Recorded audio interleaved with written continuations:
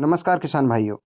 अगर आप धान की खेती कर रहे हैं तो यह वीडियो आपके लिए बहुत ही विशेष है, इसलिए आपसे निवेदन है वीडियो को पूरा अवश्य देखें।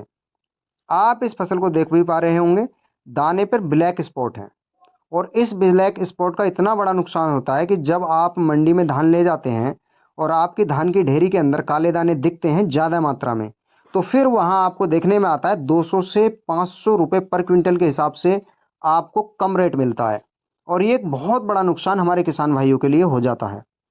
तो आपके धान के दाने सुनहले पकें, चमकदार पकें, किसी वजह से आपके धान के दानों पर ब्लैक स्पॉट आ चुके हैं तो उन्हें कैसे आप 60 से 70% न्यूट्रल कर सकते हैं, यानी उन ब्लैक स्पॉट्स को कम कर सकते हैं 60 से 70%। वो बात अब मैं आपको बताने वाला हूं। और ना केवल ब्लैक स्पॉट, बाकी धान की फसल के अंदर जितने भी फंगस के रोग होते हैं उन सभी को आप मिनिमाइज कर सकते हैं। तो ये वीडियो बहुत ही खास है, आप ज़रूर देखिएगा।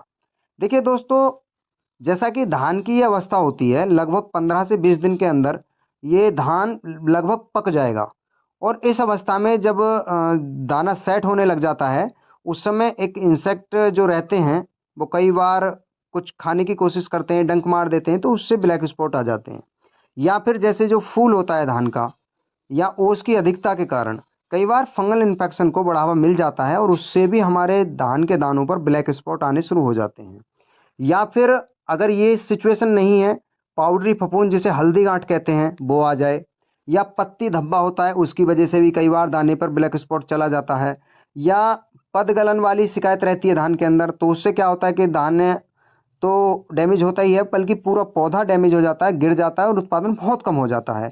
शीत विलाइट हो गई, देरी से पत्ती धब्बा हो गया, या जंग टाइप लग जाना, इस तरीके के जितने भी रोग हैं ये धान की पैदावार को कम करते हैं, साथ ही उसकी क्वालिटी को भी डैमेज करते हैं और उस कारण से हमारा रेट भी डाउन हो जाता है।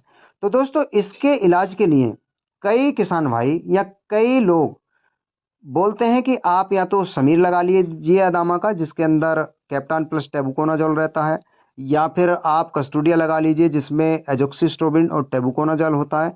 तो टेबुकोनाजोल एजोक्सिस्ट्रोबिन थोड़ा महंगा टेक्निकल है, तो हर किसान उसे अफोर्ड नहीं कर पाता है। ऐसे ही समीर हो गया, समीर तो सस्ता भी है लेकिन वो इस वाले केस में जहां ब्लैक स्पॉट दाने पर दिखाई दे रहे हो वो थोड़ा वर्क कम करता है मेरे अनुभव के आधार पर। तो जो क्रिस्टल कंपनी का टिल्ट आता है या किसी भी कंपनी का कोई भी प्रोडक्ट जिसके अंदर प्रोपिकोनाजोल 25% ईसी फॉर्मुलेशन में हो, अच्छी कंपनी का हो, आप उसे उठा लीजिए। 1 ml पर लीटर या फिर 250 ml पर एकड़ के हिसाब से आप स्प्रे डलाइए। तो जो ब्लैक स्पॉट्स चाहे इंसेक्ट की वजह से आए हों, चाहे फंगल इन्फेक्शन की वजह से आए हों, उन्हें आप 60 से 70% न्यूट्रल कर सकते हैं, मिनिमाइज कर सकते हैं। और जिस दाने पे है ही नहीं ब्लैक स्पॉट, वो बहुत ही शानदार शाइनिंग के साथ, सुनहरेपन के साथ पकेगा, जिससे आपको मंडी में उच्च रेट मिलने की संभावना बढ़ जाएगी। अब केस ये भी होता है कई बार कि आपकी धान की फसल के अंदर ब्लैक स्पॉट भी नहीं आता है, तो क्या इस सिचुएशन में हम स्प्रे डला सकते हैं? बिल्कुल डला सकते हैं।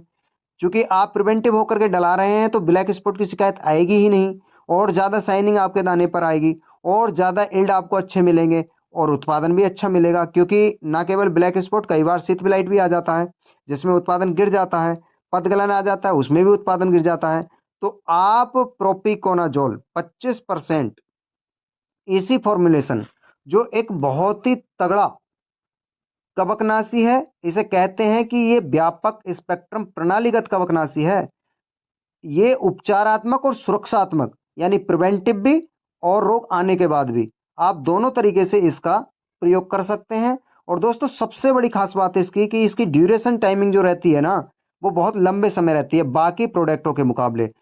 इसलिए धान के सुनहरेपन के लिए आप इसका प्रयोग अपनी धान की फसल में जरूर करें। बात करें कि टाइमिंग क्या रखनी चाहिए, तो या तो बालियां निकलते समय, या इस अवस्था में, या कोथ बनते समय, आप किसी भी समय इन तीनों में से इसका प्रयोग कर सकते हैं। और दोस्तों, चावल की फसल के साथ साथ आप इसे गेहूं की फसल में भी प्रयोग कर सकते हैं, मूंगफली की फसल में प्रयोग कर सकते हैं, चाय की फसल में प्रयोग कर सकते हैं, सोयाबीन में प्रयोग कर सकते हैं, कपास में प्रयोग कर सकते हैं, या अन्य जितनी साग सब्जी वाली फसलें हैं उनमें प्रयोग कर सकते हैं।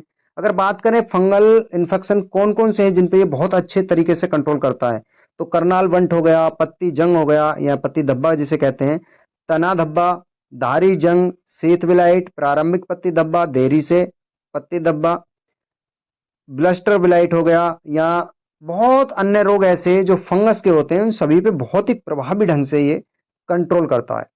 वैसे तो इसकी जो मात्रा प्रति एकड़ बताई गई है 200 ml बताई गई है, लेकिन कुछ फसलों पर इसे आप 200 से 250 ml तक प्रयोग में ला सकते हैं। या सबसे बेहतर तरीका यही है कि आप 1 ml पर लीटर के हिसाब से इसका स्प्रे कराइए, तो जो भी आपका पानी आएगा खर्च में 1 एकड़ में, उसी हिसाब से ये लग जाएगा।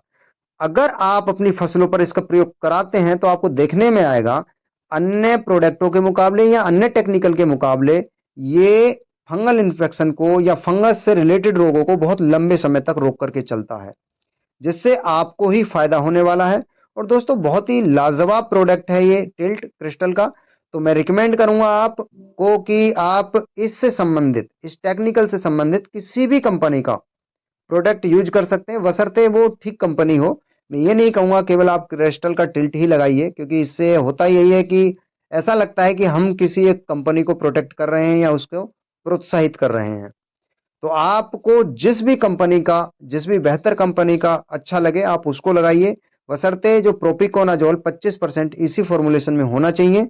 तो आपको आपकी फसलों के अंदर जो यील्ड होगी वो शाइनिंग के साथ मिलेगी, उत्पादन अच्छा मिलेगा, गुणवत्ता के साथ मिलेगा। तो आज के वीडियो की जानकारी आपको कैसी लगी कमेंट में जरूर बताइए, और दोस्तों हमसे जुड़े रहने के लिए हमारे यूट्यूब चैनल को सब्सक्राइब कर बेल आइकन बटन को प्रेस जरूर कर लीजिएगा, जिससे आने वाले वीडियो का नोटिफिकेशन आपको मिल जाए।